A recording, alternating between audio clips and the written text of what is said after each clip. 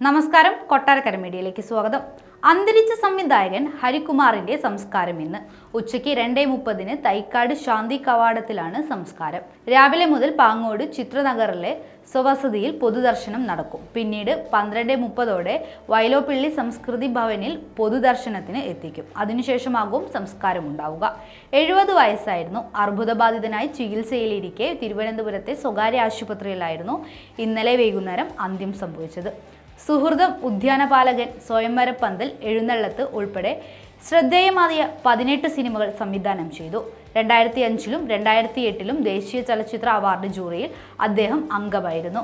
1981-ൽ പുറത്തിറങ്ങിയ ആമ്പൽപ്പൂവായിരുന്നു ആദ്യ സിനിമ. പിന്നീട് സ്നേഹപൂർവ്വം മീര, ഒരു സ്വകാര്യം, പുലി വരുന്നേ പുലി, അയനം, ജാലകം, കാറ്റും മഴയും, ഊഴം, എഴുന്നള്ളത്ത്, സുഹൃതം, ഉദ്യാനപാലകൻ, സ്വയംവരപ്പന്തൽ, പുലർവെട്ടം, പറഞ്ഞു തീരാത്ത വിശേഷങ്ങൾ, സദ്ഗമയ, ക്ലിൻറ്റ് തുടങ്ങിയ സിനിമകൾ സംവിധാനം ചെയ്തു.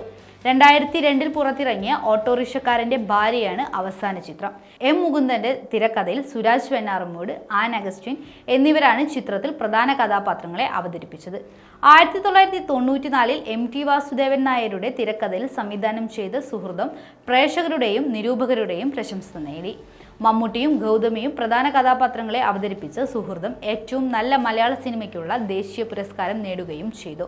കലാമൂല്യവും വാണിജ്യമൂല്യങ്ങളും അതിവിദഗ്ധമായി സമന്വയിപ്പിച്ചു മലയാളത്തിലെ മധ്യവർത്തി സിനിമാ പ്രസ്ഥാനത്തിന്റെ ശക്തരായ പ്രയോക്താക്കളിൽ ഒരാളായിരുന്നു ഹരികുമാർ.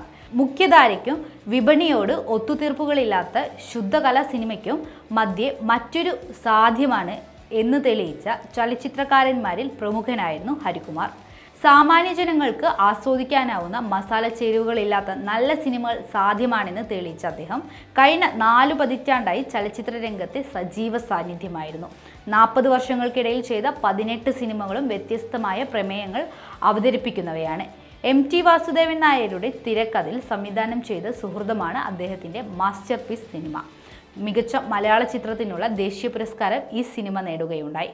ലോഹിത് ദാസിന്റെ തിരക്കഥയെ ആസ്പദമാക്കിയുള്ള ഉദ്യാനപാലകൻ, ബാലചന്ദ്രൻ ചുള്ളിക്കാടിന്റെ രചനയെ ആധാരമാക്കിയുള്ള ജാലകം, എം മുകുന്ദന്റെ കഥയെ ഉപജീവിച്ചുകൊണ്ടുള്ള ഓട്ടോറിക്ഷക്കാരന്റെ ഭാര്യ, ചിത്രരചനാ രംഗത്തെ വിസ്മയമായ ബാലനെക്കുറിച്ചുള്ള ക്ലിൻറ്റ് തുടങ്ങിയ സിനിമകൾ മലയാളികൾക്ക് സമ്മാനിച്ച അദ്ദേഹത്തിന്റെ വിയോഗം മലയാള സിനിമയ്ക്ക് തീരാനഷ്ടമാണ്.